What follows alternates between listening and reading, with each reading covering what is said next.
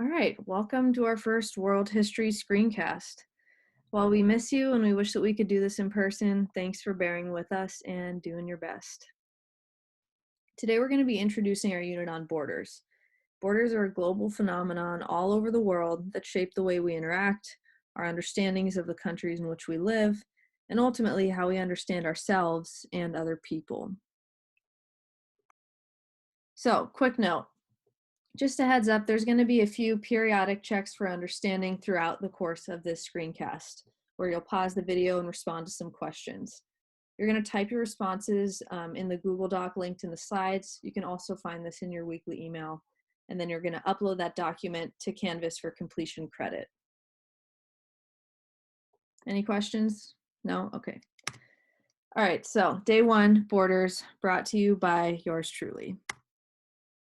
So the essential questions we're going to be kind of working through today are as follows. What's a border and what are different types of borders? What are the political, economic, and social impacts of borders? And 3, what can a border symbolize or represent? So this is the first time you're going to pause the video. Go ahead and for your do now, define the word border. And number 2, what borders have you learned about so far in your history classes and in life?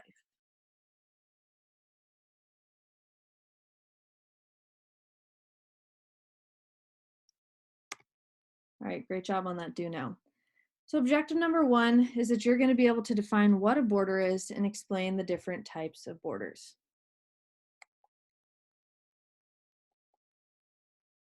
So what's a border?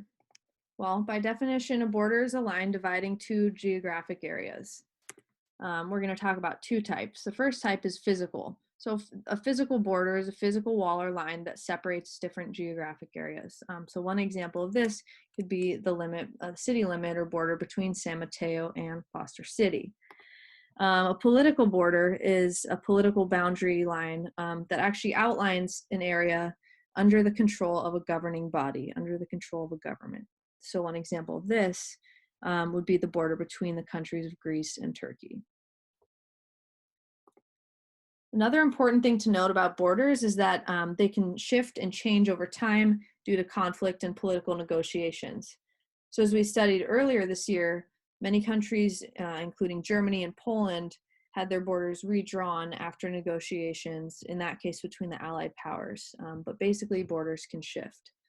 So in sum, there are two types of borders that we're going to be focusing on, and these are physical and political borders.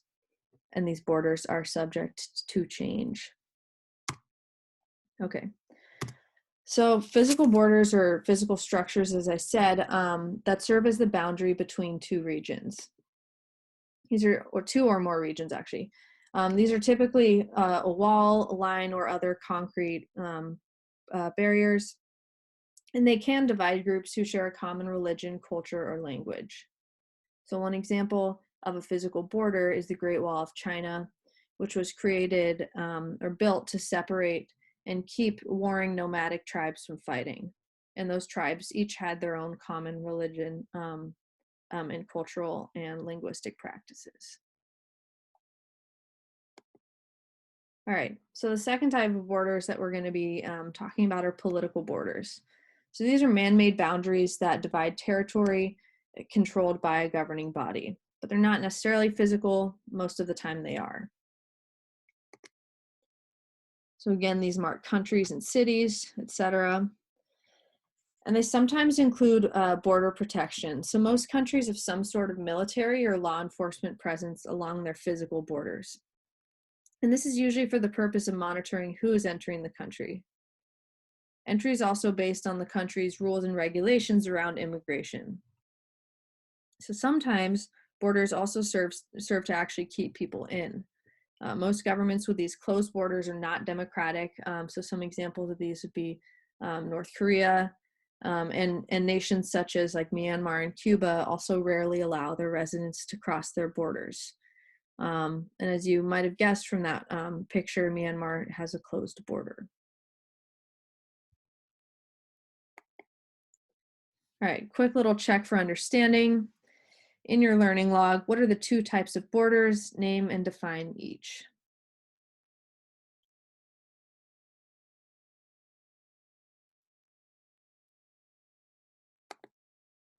All right, so objective number 2, you're going to be able to explain the impact of borders and what they can represent. Specifically, we're going to be looking at the political, economic, and social impacts of borders. All right, so starting out with some political impacts. Basically, the government of a region can only create and enforce laws within its borders. So borders determine the scope of that government's control. So governments can only create and enforce laws within their borders. Borders also mark who's considered a citizen of the nation, state, or region. And they affect travel and migration to and from countries. And this varies quite a lot depending on the country. So when neighboring countries have similar wealth and political systems, their borders may even be open and undefended. So for example, citizens of the 27-country European Union, which is an economic and political union in Europe, they can travel freely among any of the member states in the EU. But on the opposite extreme, the border between communist North Korea and democratic South Korea is the most heavily militarized border in the world, and it's separated with barbed wire fences, landmines, and armed guards, all in that demilitarized orange zone. North Koreans also actually have to get permission to leave the country. So every country kind of has its own rules about who may travel, work, and reside within its borders. And they're inherently political because the government can only create laws and enforce them within the borders of those countries.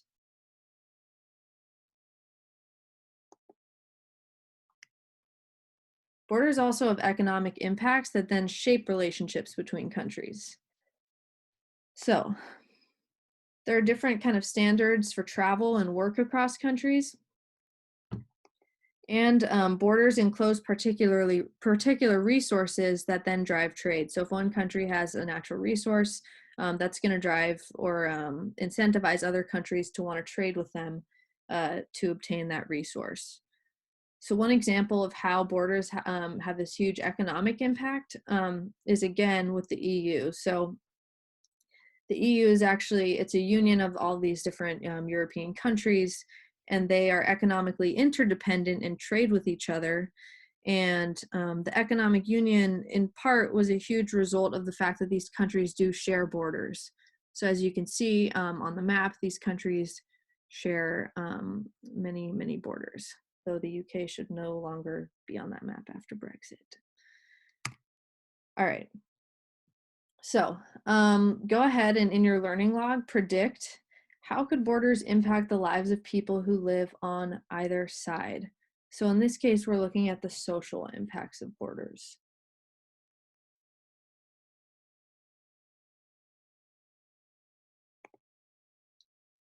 All right, so let's look at some social impacts of borders. So borders basically decide where you get to move, where you get to live, the work opportunities that you have, depending on whether you're on the inside or you're considered on the inside or outside of that border. They also mark who's considered a citizen and can encourage a sense of nationalism among members of the quote unquote in group. And borders create a lot of conversations. So they create discourse around issues of immigration and movement, both in politics and in the public sphere.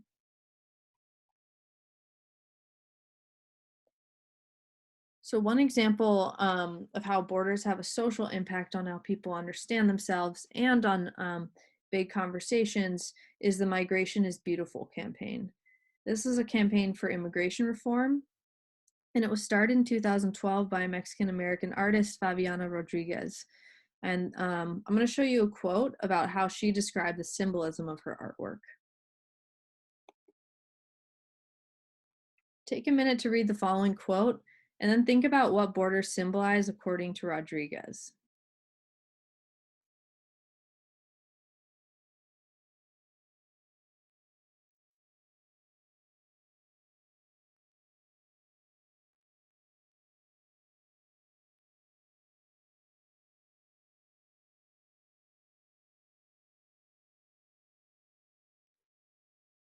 All right, So now that you've read that quote, you can turn back to it and pause the video. But according to Rodriguez, what do borders symbolize? Answer this question in your learning log. And if you're feeling stuck, she talks a lot about butterflies. So if butterflies symbolize one thing, what might borders symbolize in contrast?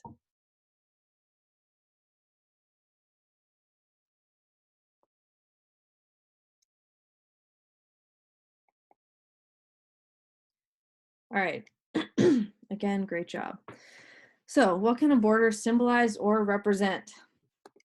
The key thing is borders symbolize really different things to different people. Um, and what they symbolize to different people is largely dictated or shaped by different ideological beliefs or divisions. So let's revisit this term ideology. An ideology is a set of beliefs.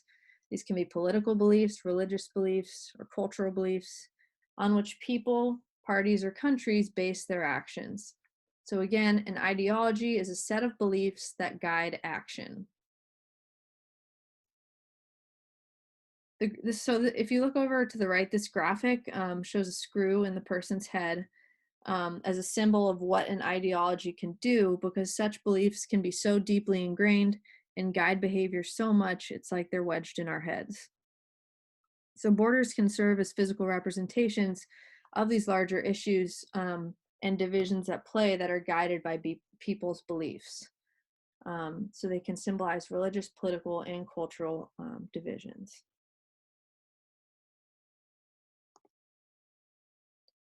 As a result of these divisions, borders can also mark who's considered a welcome member of society and who is considered an outsider.